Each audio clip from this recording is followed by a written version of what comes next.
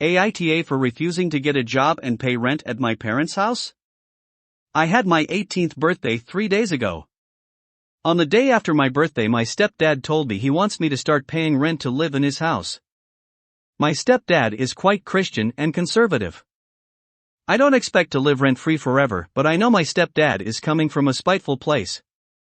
He and my mom have 2 kids in 9 years of marriage. I'm not his own, and it's clear I'm a reminder that his wife was a non-virgin, divorced woman before him, so of course I'm being treated like a guest, and my mom is allowing it because she thinks the sun shines out of his ass.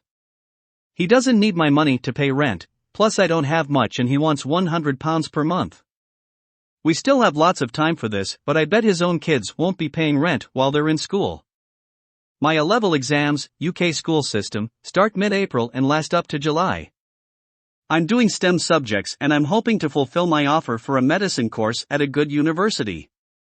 I'm aiming for A*, which will take a lot of studying, and if I have to get a job it will be difficult to maintain that level of studying that I need to do. I'm literally moving out in September. If the university finances differ in the USA and if this platform is predominantly American, so in the UK uni is funded by loans, and these loans cover everything and are 100% my responsibility and my parents won't be financing anything. So it honestly just feels vindictive, and it's not like I'm unproductive. I'm trying to save the money I had left from my last job for when I move out too, and paying my stepdad £800 when he doesn't need it feels spiteful and like he's punishing me and making my life harder for being born. Basically my aunt, mom's sister, who isn't fond of him, said he's being ridiculous and told me to come live with her. Her house is an hour away, but my school is in the middle, 30 minutes each way if that makes sense. She said she has a guest room free so I can save my money for uni. This benefits me most, so I took her up on the offer. My mother keeps crying that I'm leaving already, so my stepdad is annoyed. We got into an argument where he said he's just treating me like a tenant to prepare me for the real world, so I said, do tenants not have the right to leave? Which annoyed him further. My stepdad says I'm hurting my mother and taking resources from my aunt because I'm too entitled to pay rent. This is just what's best for me. I said I'd visit. Am I the a-hole? Am I the a-hole for taking my girlfriend's daughter on a motorcycle ride? So I've been with my girlfriend for just under a year. We don't live together yet, but we plan on moving in together around April. I'm finishing renovations in my house. She has a daughter, 14, from a previous marriage. I don't really interact with her daughter that much, we'll say hi to each other etc., but we've never actually spent any one-on-one time. On Tuesday my GF called me and asked if I could pick up her daughter from school and take her to lunch because she had to stay late at work. I was free so I agreed. I decided to take my bike because the weather was pretty decent, it was cold but it wasn't raining. So after I picked her daughter up we went for some kebabs and afterwards her daughter asked me if she could ride around with me for a bit before I take her home. I didn't know she was into motorcycles so I thought that this might be my opportunity to bond with her. So we drove around on some countryside roads for about an hour and then I dropped her off. That same evening my GF called me and she was furious that I picked her daughter up from school on my bike. I told her that she never said I couldn't use my bike. We had a small argument and she called me selfish and irresponsible. But I still think I didn't do anything wrong. Am I the a-hole here? Am I the a-hole for wanting to rehome our 3 cats my wife's attached to? My 28F wife, 29F, and I have been together for 3 years, married for 1. Prior to us being together she was very anti-pets, zero interest. I'd always wanted a cat. We talked and with heavy persuasion from me, ended up getting a Bengal from a breeder. She turned out to be very skittish, so we got her a Bengal sibling to maybe help. Neither of them are super cuddly so we added a calico who is. All of these were joint decisions. Wife feeds them, I do litter box, water, meds, and Google solutions to any issues that come up. We just bought a house and I do most of the cleaning, vacuuming, dusting, tubs, laundry, etc. This was the case when I worked, but more so since I've been unemployed for 4 months. I felt discontent with the cats since we moved, because I have to clean constantly to stay on top of the shed hair, the food mess, the litter tracked everywhere. They randomly throw up on rugs and pooped on the hardwood floor. Vet visit showed nothing wrong. They've ripped out the bottoms of a new sofa set and scratched up the other. And wife frets about the cats being sad when we go out of town, even though my sister watches them for free each time. All in all, I'm over them and want to rehome them responsibly. The first alone and the last two together. I've mentioned it before and was met with sadness and resentment for bringing them into our lives, her getting attached and now me wanting them gone. She felt I was being flaky and said I struggle with commitment. So I walked it back with the condition that wife would do more cleaning up after them. I haven't seen that happen. I understand how it would hurt my wife to give them up, but all I see are upsides with less mess, more money in the budget, more space with their cat stuff gone. Am I the a-hole for prioritizing those things over her joy and love for the cats? Edit, took out costs I initially put in along with interventions to illustrate the decision wasn't being made lightly. Am I the a-hole for not giving my parents free tickets? Hi all. Sorry for the throwaway. All names are fake. So I, 16M, have realized in the past couple of years that I am what they call a glass child. My little sister, Ellie, 12F, was kind of a miracle baby who my parents had after a number of miscarriages. Ellie and I are both autistic, although she has much higher support needs than me, and she also has a mild physical disability, which means she needs help performing certain tasks as well.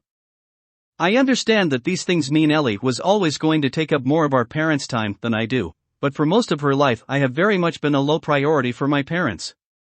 I play sports and do musical theater, but neither of them come to my matches or shows. Ellie doesn't like crowds. I've had my birthday parties / plans changed / cancelled to better suit what Ellie likes to do, stuff like that.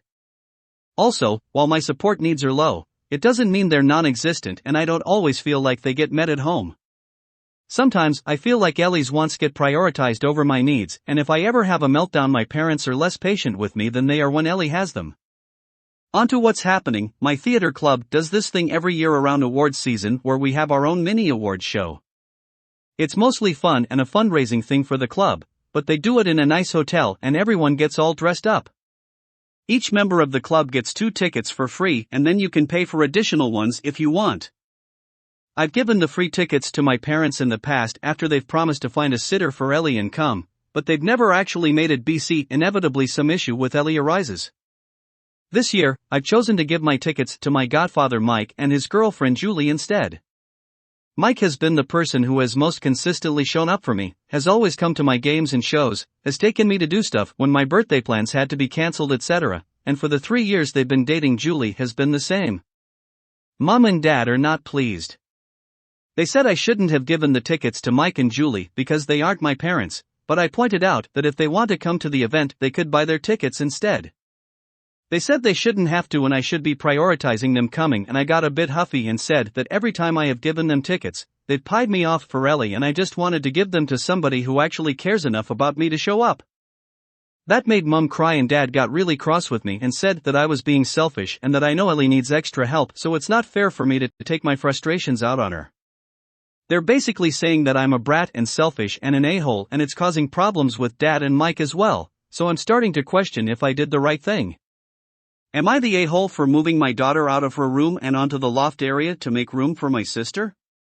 I, 34F, have 3 kids, 6M, 4M, 2F. We live in a 3-bed, 2.5-bath condo and we have my sons in one room and my daughter in another. We also have a loft area with 2.5 walls. One side has a wall maybe 3.5 or 4 feet tall and another side is open. I have a half-sister, 12, that needed a place to stay. She was in an emergency foster home and either my husband and I had to take her in or she had to go to a foster home. We've never met her. I didn't even know she existed, but I didn't want her to end up in foster care, so we took her in. My husband wanted her to share a room with our daughter, but I thought living with strangers is hard enough for her and she'll need her own space. We ended up moving our daughter into our son's room, but that didn't work out well. Our daughter can't sleep without a sound machine and nightlight and the boys can't sleep with them. They also have different bedtimes and putting the boys to bed always woke her up. My husband wanted to put her back in her old room, but I didn't think that would be a good situation for either of the girls.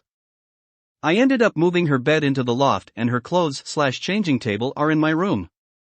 The half wall is too high for her to climb, her toys were already there, and we can put a divider or curtain there if this becomes a long-term thing.